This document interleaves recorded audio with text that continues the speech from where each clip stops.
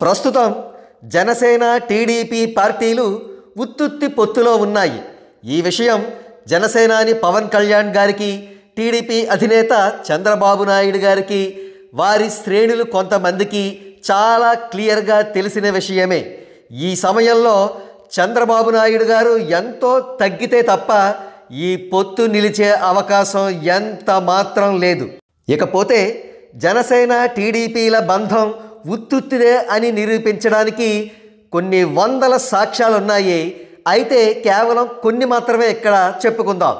అన్నింటికంటే ముఖ్యమైనది చంద్రబాబు నాయుడు గారికి బీజేపీతో పొత్తు పెట్టుకోవడం ఎంత మాత్రం ఇష్టం లేదు.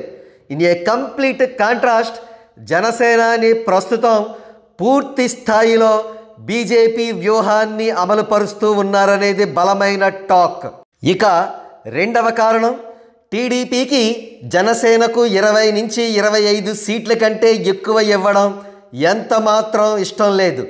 ఆన్ ద అదర్ హ్యాండ్, జనసేనకు మినిమం 60 సీట్ల కంటే తక్కువ తీసుకోవడం ఎంత మాత్రం ఇష్టం లేదు. సో టీడీపీ నంబర్స్కి జనసేన నంబర్స్కి ఎక్కడా సింక్ అవ్వట్లేదు. ఇక మరికొన్ని కారణాలను చెప్పుకోవలసి వస్తే, చంద్రబాబు నాయుడు గారు పొత్తు ధర్మాన్ని పూర్తిగా విస్మరించి తాను రా కదలిరా కార్యక్రమంలో భాగంగా ఎక్కడికి వెళితే అక్కడ టీడీపీ ఎమ్మెల్యే క్యాండిడేట్ను అనౌన్స్ చేస్తున్నారు. ఇది పొత్తు ధర్మానికి పూర్తిగా విఘాతం. జనసేనాని కూడా తక్కువేం తినలేదు. ఇటీవల జనసేనలోకి అనేక చేరికలు జరుగుతున్నాయి.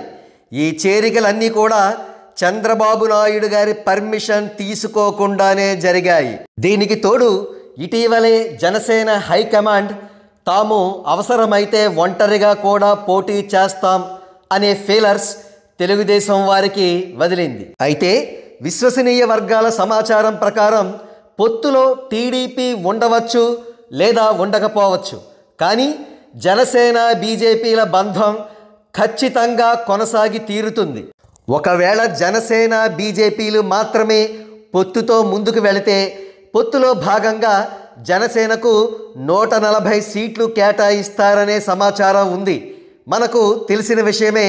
2019 జనరల్ ఎలక్షన్స్లో జనసేన 135 స్థానాల్లో పోటీ చేసింది.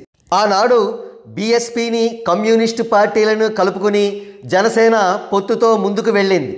ఈసారి మాత్రం జనసేన బీజేపీ టీడీపీల పొత్తు కుదరకపోతే జనసేన బీజేపీలు మాత్రమే కలిసి ప్రయాణం చేస్తాయనే వార్తలు వినబడుతున్నాయి.